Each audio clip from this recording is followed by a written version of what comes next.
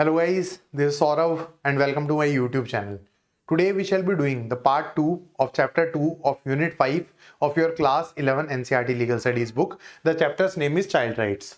ये वाला जो चैप्टर है इसके दो पार्ट्स हैं और दोनों पार्ट्स कोई ज़्यादा लेंदी नहीं है, काफ़ी छोटा सा ये चैप्टर है, but still I decided it to do it in 2 parts in order to give complete justice to this chapter.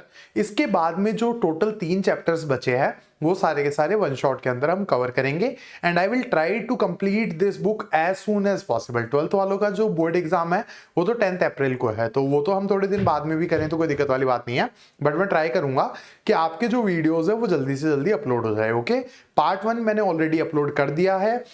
This lecture is being presented by me, Saurav Rajviwal. I am a graduate of National University Jodhpur and a lawyer by training. I hope I am perfectly audible and visible. Now moving forward with the traditions that we keep on following. तो part 2 के अंदर first we सी, मतलब ऐसे पढ़ते नहीं है लेकिन देखते हैं कि भाई पार्ट 1 के अंदर हमने ऑलरेडी क्या किया था. ठीक है, तो चाइल्ड राइट्स के बारे में हमने बात कर ली थी, मीनिंग इवोल्यूशन, हिस्टोरिकल पर्सपेक्टिव हमने थोड़ा बहुत देख लिया था. उसके बाद में राइट टू एजुकेशन के ऊपर हम आ गए थे. फंडामेंटल राइट है, कोर्ट का व्यू भी हमने इसके ऊपर देख लिया था. ठीक है, और उसके बाद में एक राइट टू एजुकेशन एक्ट है 2009 का, वो हम पढ़ चुके थे. उसके बाद में we came to right to health. ठीक है, राइट टू हेल्थ के ऊपर जुडिशियल इंटरप्रिटेशंस क्या क्या है वो हमने पढ़े थे. Right to shelter, Harry Potter वाला मैंने एग्जांपल दिया था, वो हमने देखा था. उसके बाद में अल्टीमेटली चाइल्ड लेबर, एक्सप्लॉयटेशन, इनसे रिलेटेड गवर्नमेंट पॉलिसीज वगैरह हमने पार्ट 1 के अंदर कवर कर ली थी. ठीक है, now moving forward with the contents of part 2. Part 2 के अंदर हम क्या करने वाले हैं वो हम देख लेते हैं. तो देखो, this thing is a typo, actually this thing is a typo. ठीक है, we will start with the child sexual abuse and the POCSO act. और आज वाला जो लेक्चर है काफी सीरियस होने वाला है because it is a very big problem in our country. ये जेन्युइनली बहुत बड़ी प्रॉब्लम है चाइल्ड सेक्सुअल अब्यूज जो है ना, एंड हाईली अंडर रिपोर्टेड. इतनी ज्यादा अंडर रिपोर्टेड है जिसकी कोई हद नहीं है. ठीक है, तो पॉक्सो एक्ट है, ये सरकार ने बहुत ऐसे स्ट्रिक्ट कानून बना रखा है for basically punishing the people who are into child sexual assault and all these things, but still it is a very under reported thing और इसके ऊपर एजुकेशन और अवेयरनेस की बहुत ज्यादा जरूरत है. ठीक है, उसके बाद में preventive measures and education. Basically POCSO act के बारे में लोगों को पता ही नहीं होता और लोगों को ऐसे होता है कि भाई इस चीज को अगर रिपोर्ट कर देंगे तो समाज में हमारी इज्जत खराब हो जाएगी. अवेयरनेस नहीं है लोगों को इस लॉ के बारे में और इसके रिलेटेड एक तरीके से सोशल टैबू भी बना हुआ है. मैंने आपको बोला था ना, this is going to be a very serious lecture. ठीक है, तो दैट इज द सिनेरियो. उसके बाद में concept and history of juvenile justice.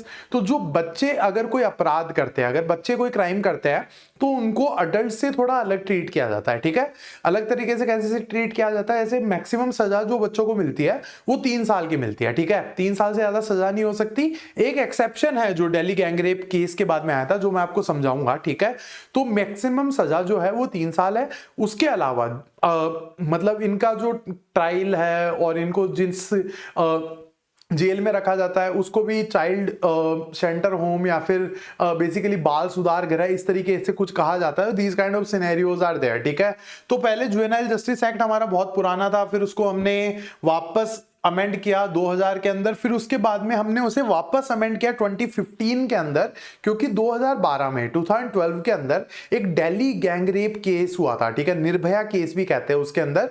उसमें जो मेजर कल्प्रिट था वो बच्चा, मतलब बच्चा तो मैं क्या ही बोलूं यार, अपराधी को मैं बच्चा क्यों बोल रहा हूं, बट जो मेजर कल्प्रिट था वो इंसान 18 साल से कम एज का था. ठीक है, अब 18 साल से कम एज का वो इंसान जो था उसको पुराने जुवेनाइल जस्टिस एक्ट के हिसाब से जो टोटल सजा मिली वो 3 साल की सजा मिली. ठीक है, टोटल 5 अक्यूज थे.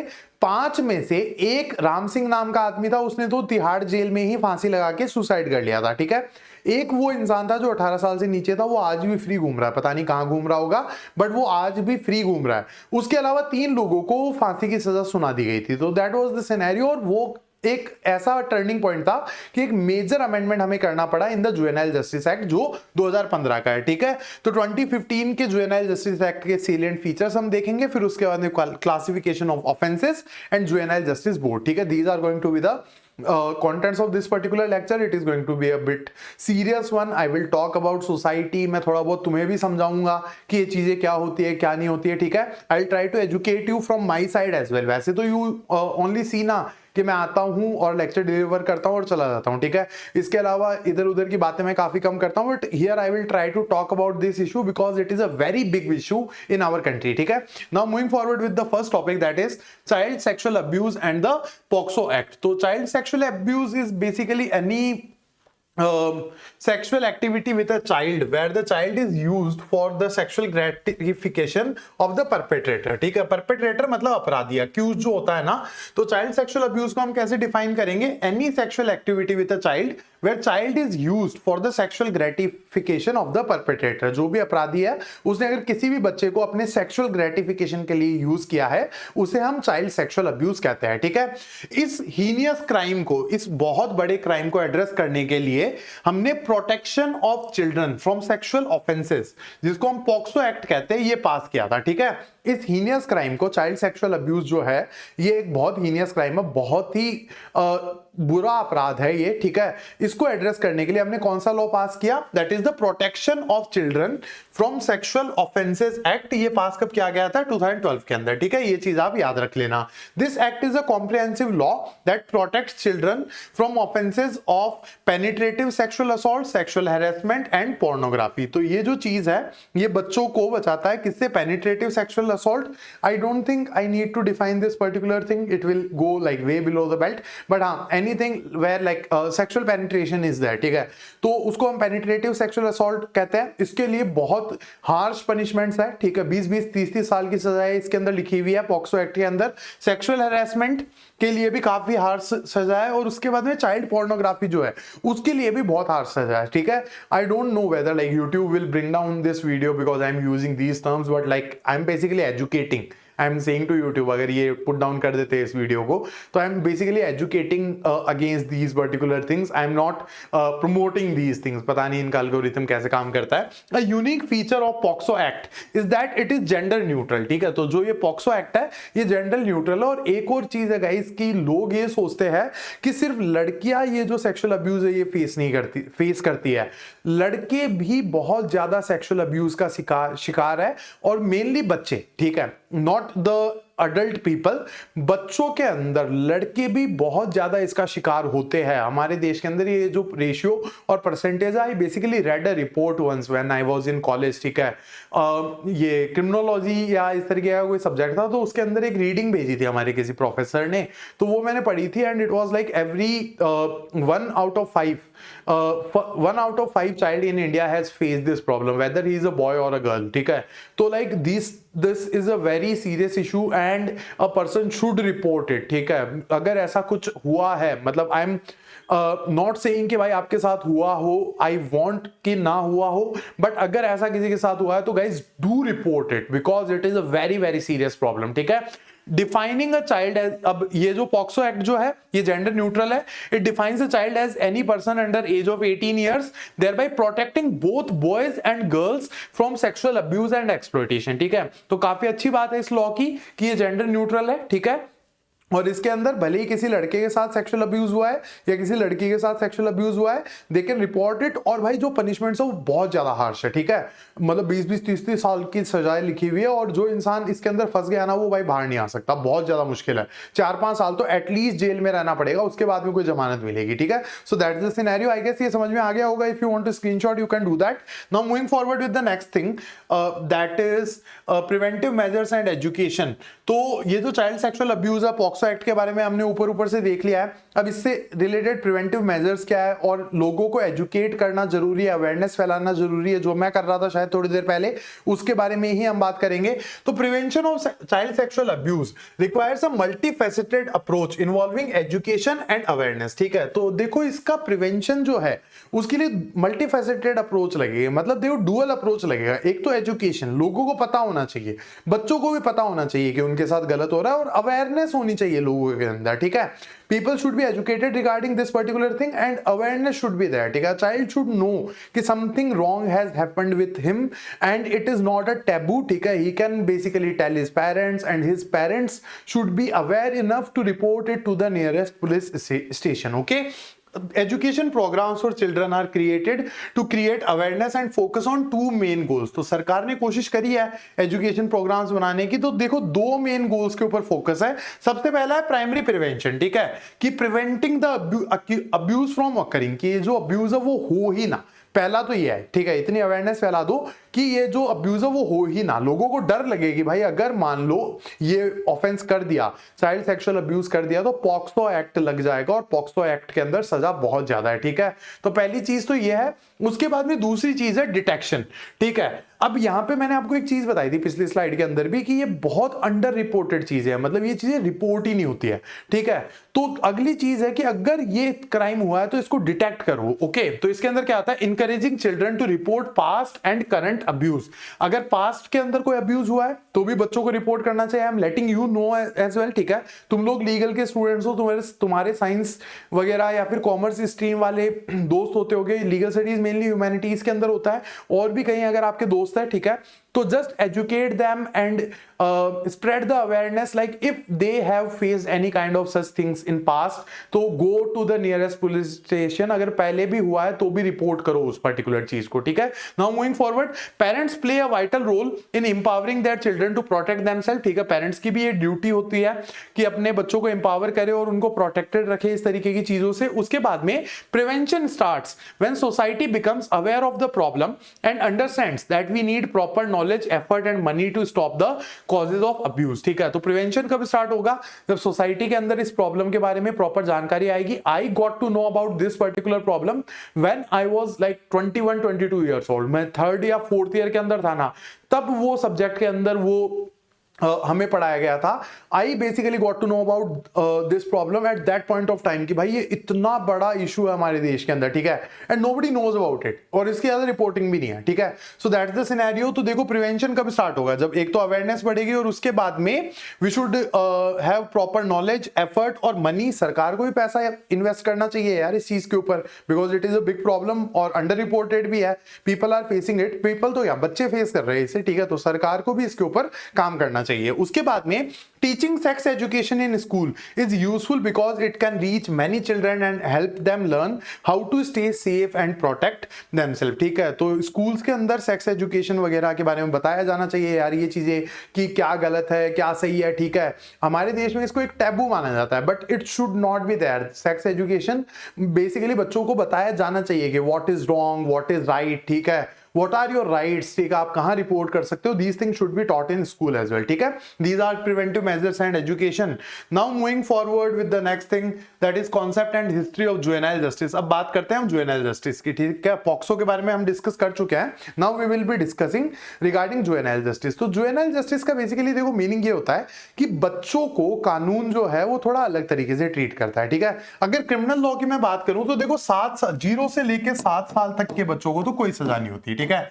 इनको तो डोली इनकैपेक्स बोला जाता है। डोली इनकैपेक्स का मतलब क्या है, unable to form a criminal intention. उसके बाद में 7 साल से लेके 12 साल तक के जो बच्चे होते हैं, ठीक है, 7 to 12 इयर्स तक के बच्चे होते हैं, इनका मेंटल स्टेट देखा जाता है, ठीक है, कि basically whether they are mentally capable to understand the nature of crime और नॉट, ठीक है। उस हिसाब से सजा मिलती है। फिर उसके बाद है 12 से 18 साल तक के जो बच्चे होते हैं, इनके ऊपर प्रॉपर ट्रायल जो है वो तो अडल्ट की तरह चलती है, ठीक है। ट्रायल तो अडल्ट की तरह चलेगी, लेकिन जो मैक्सिमम सजा है वो 3 साल की होती है। मैक्सिमम पनिशमेंट कितने साल की मिलेगी, 3 साल की ही मिलेगी। तो क्रिमिनल लॉ का ये सीन है कि 0 से 7 डोली इनकैपेक्स। डोली इनकैपेक्स का मतलब क्या है, unable to form a criminal intention. उसके बाद में 7 से 12 साल ये देखा जाएगा कि whether the children had the mental capacity to understand the nature of crime और नॉट। और उसके बाद में 12 से 18 साल तक के जो बच्चे, इनके ऊपर ट्रायल तो अडल्ट की तरह चलता है, लेकिन जो मैक्सिमम सजा है वो 3 साल की होती है। But everything changed after the Delhi gang rape case, जो हम डिस्कस करेंगे आने वाली स्लाइड्स के अंदर। अभी हम concept and history of juvenile justice देख लेते हैं कि इंडिया के अंदर ये कब से चल रहा है क्या नहीं है। तो word juvenile originates from the Latin word juvenilis, meaning of or belonging to youth. तो इट इज बेसिकली यूथ, ठीक है। एक लैटिन वर्ड है जुवेनिलिस, जिसका मीनिंग क्या होता है, of or belonging to youth. ये अगर आपका कोई टीचर एमसीक्यू में पूछ ले तो पूछ ले, अगर मैं पेपर बना रहा होता तो शायद नहीं पूछता, बट हाँ ध्यान रख लेना ये। उसके बाद में juvenile justice is the area of criminal law applicable to persons not old enough to be held responsible for criminal acts, ठीक है। तो जुवेनाइल जस्टिस क्या है, वो बच्चे मतलब जो बच्चे अपराध कर देते हैं ना, कोई बच्चा भी तो कोई अपराध के अंदर शामिल हो सकता है। जैसे मान लो कि कोई 16-17 साल का बच्चा है, डिप्राइव्ड है, ठीक है, उसका कोई पिज्जा हट जाने का मन कर रहा है, या फिर मान लो डोमिनोज जाने का मन कर रहा है, तो 500 रुपए कहीं से चुरा लिए, तो ये कोई बहुत बड़ा अपराध नहीं है यार, ठीक है।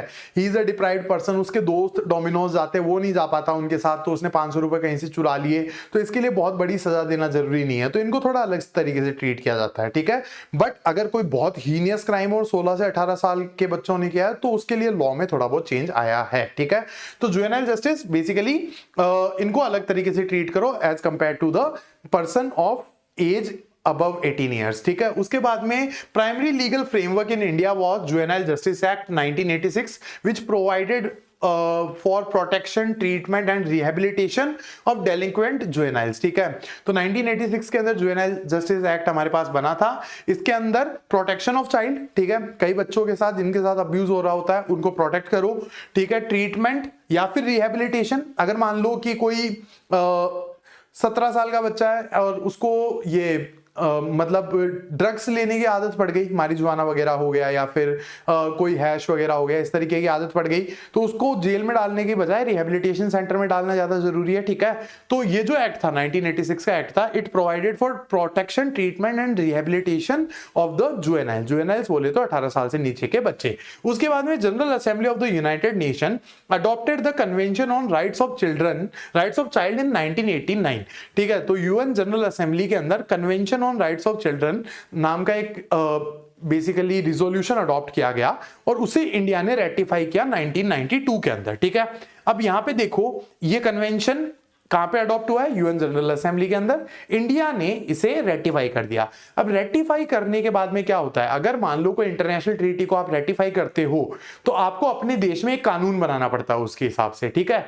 अगर मान लो इंडिया रेटिफाइज समथिंग, ठीक है, इंडिया ने कोई ट्रेड डील के ऊपर यूएन जनरल असेंबली के अंदर अपना एसेंट दिया, यस बोला, तो इंडिया को उस हिसाब से कानून बनाना पड़ेगा, एक टाइम फ्रेम मिलता है, ठीक है। तो सबसे पहले तो हम ये देख लेते हैं कि भाई ये कन्वेंशन था क्या, और उसके बाद में इंडिया ने 1992 के अंदर रेटिफाई करके लॉ कब तक बनाया, ये अगली स्लाइड के अंदर हम देखेंगे।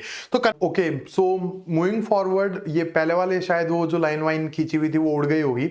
आई am very new to this, I told you in the previous video as well, ठीक है। तो this convention emphasizes the social reintegration of juvenile offenders and mandates that there shall be no judicial proceedings or court trials against them, ठीक है। तो इसके अंदर ये बोला गया कि जो भी जुवेनाइल ऑफेंडर्स है इनका सोशल रीइंटीग्रेशन करना है। सोशल रीइंटीग्रेशन का मतलब क्या होता है कि इनको right thinking member of the society वापस बनाना है, इनको रिहेबिलिटेट करना है, ठीक है।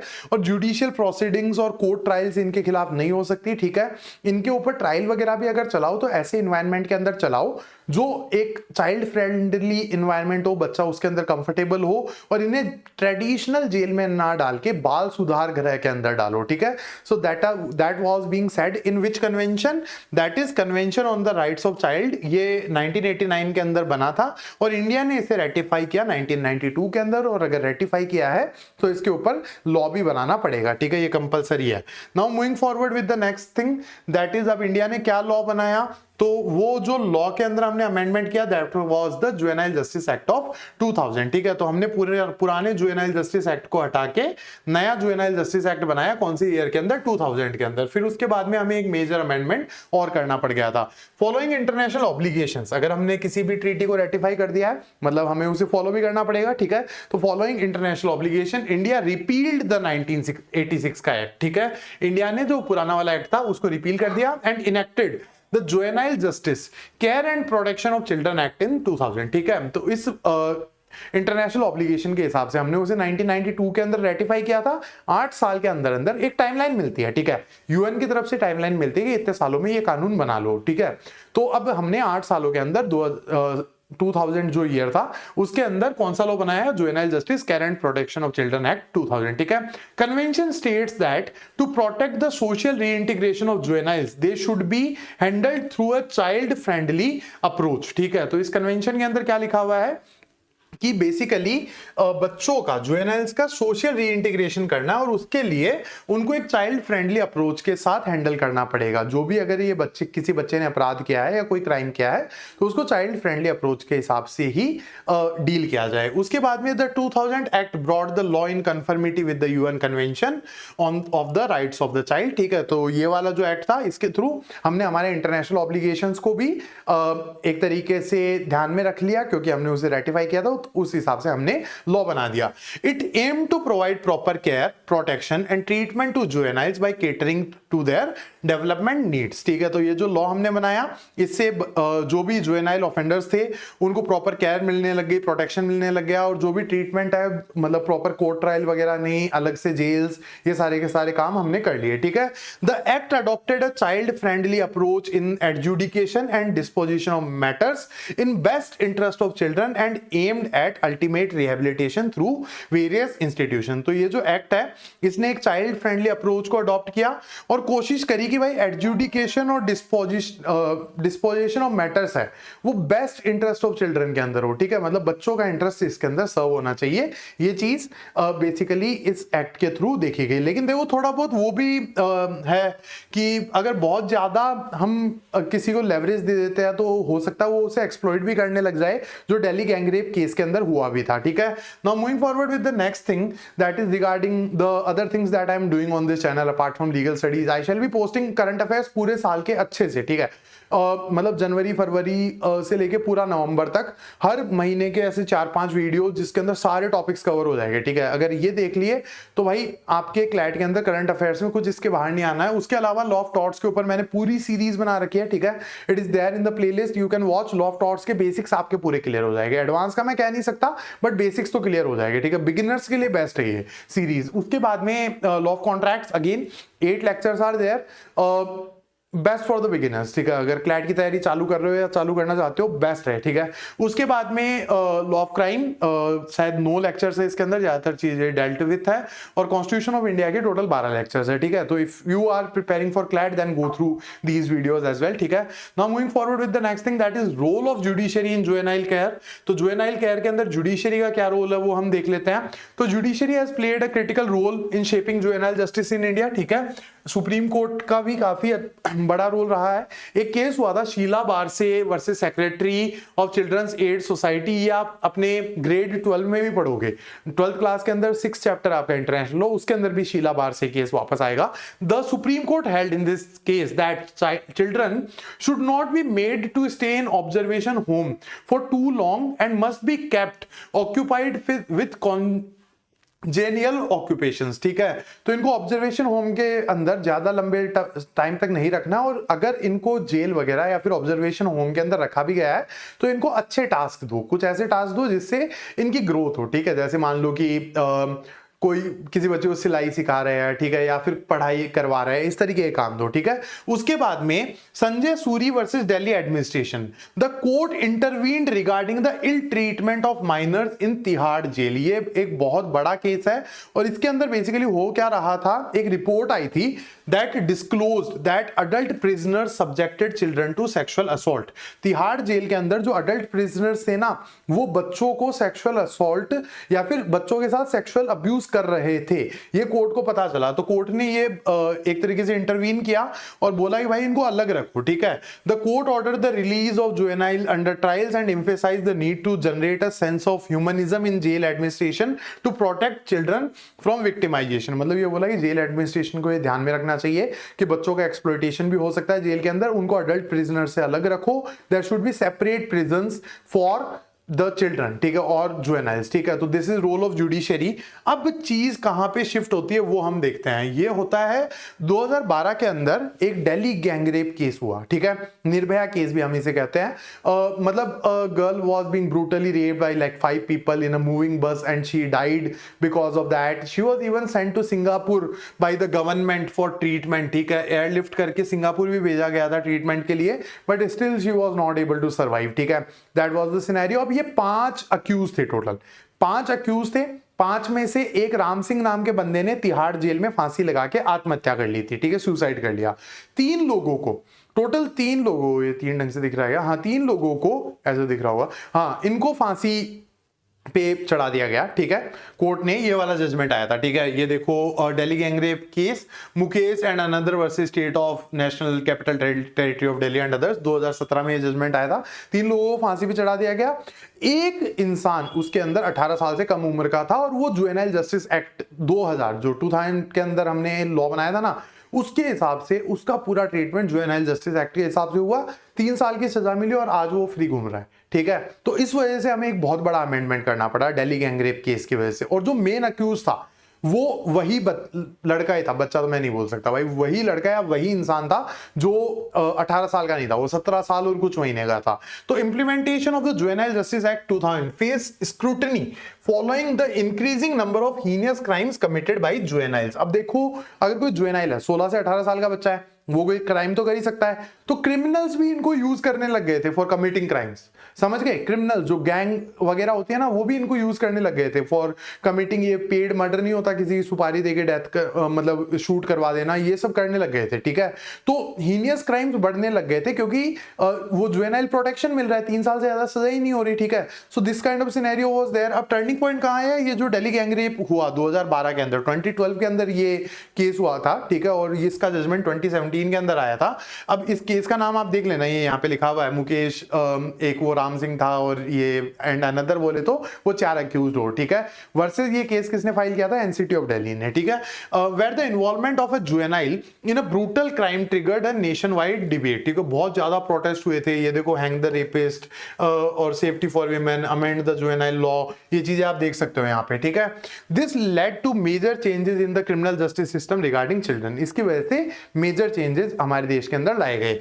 Consequently the juvenile justice care and protection of children act 2000 was replaced. इसको रिपील कर दिया गया। ये जो पुराना लॉ था ना 2000 वाला, इसको रिपील कर दिया गया और juvenile justice care and protection act 2015 को लागू किया गया। नया लॉ पास किया गया 2015 के अंदर। ठीक है, to address the gap and loopholes regarding juveniles involved in heinous offenses। ठीक है, तो जो loopholes थे ना, अगर मान लो कोई जुवेनाइल 16 से 18 साल के बच्चे कोई बहुत बड़े क्राइम कर रहे हैं, तो उनसे डील करने के लिए ये लॉ पास किया गया। ठीक है, now moving forward with the next thing, that is salient features of the juvenile justice act of 2015। तो फिलहाल तो ये चल रहा है, 2015 वाला एक्ट है, इसके सेलिएंट फीचर्स हम देखते हैं। तो juvenile justice act 2015 is primary legal framework for juvenile justice in India today.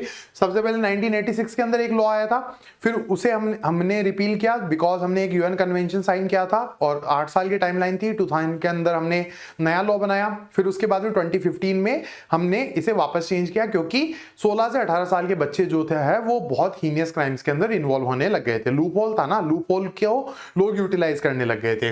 It brought within its ambit children in need of care and protection and children in conflict with law। तो इसके अंदर 2 अलग अलग चीजें बनाई गई, 2 अलग अलग कैटेगरीज बनाई गई बच्चों की। ठीक है, पहला क्या है? Children in the need of care and protection, वो बच्चे जिनके साथ अब्यूज हो रहा है। ठीक है, इनको जुवेनाइल जस्टिस बोर्ड जो है वो एक तरीके से प्रोटेक्शन प्रोवाइड करवाएगा और जुवेनाइल जस्टिस बोर्ड हर डिस्ट्रिक्ट के अंदर एस्टेब्लिश किया जाएगा। और children in conflict with law मतलब वो बच्चे जिन्होंने कोई क्राइम किया है। ठीक है, अब उसके बाद में significant feature of the 2015 act is the provision regarding minors between age of 16 to 18। If such a minor is accused of committing a heinous crime, heinous बोले तो बहुत बड़ा क्राइम अगर कुछ कर दिया, the juvenile justice board conducts preliminary assessment। ठीक है, एक असेसमेंट करेगा उस क्राइम का और उस बच्चे की एज का। उसके बाद में based on this assessment board determines whether the crime is heinous and the minor should be tried as an adult under the amended law. तो ये जो जुवेनाइल जस्टिस बोर्ड है हर जिले के अंदर बनाया जाएगा। अगर किसी 16 से 18 साल के बच्चे ने हीनियस क्राइम कर दिया तो बोर्ड जो है वो असेसमेंट करेगा बच्चे की एज का और उस क्राइम का, और उसके बाद में उसको रिकमेंड करेगा कि बेसिकली ये जुवेनाइल कोर्ट के पास जाएगा या फिर एकदम प्रॉपर अडल्ट की तरह ट्रायल होगी और अडल्ट की तरह सजा होगी। ठीक है, so this is the scenario. Now moving forward with the last slide I guess, classification of offences and the juvenile justice board, JJ board जिसे हम कहते हैं।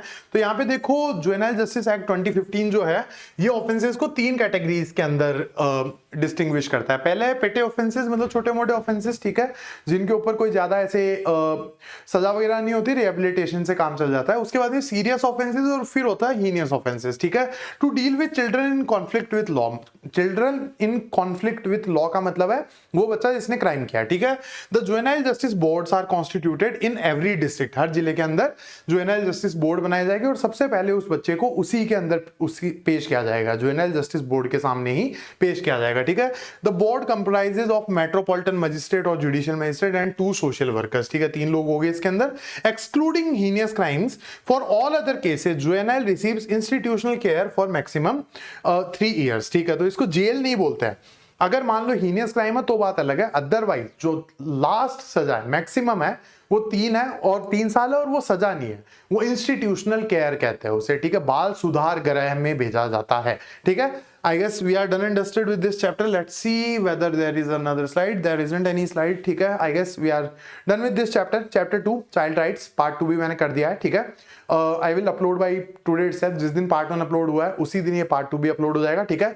See you with the next chapter. अगले 3 जो चैप्टर है वो 1 shot के अंदर होंगे। Thanks a lot for attending this lecture guys. See you with the next one.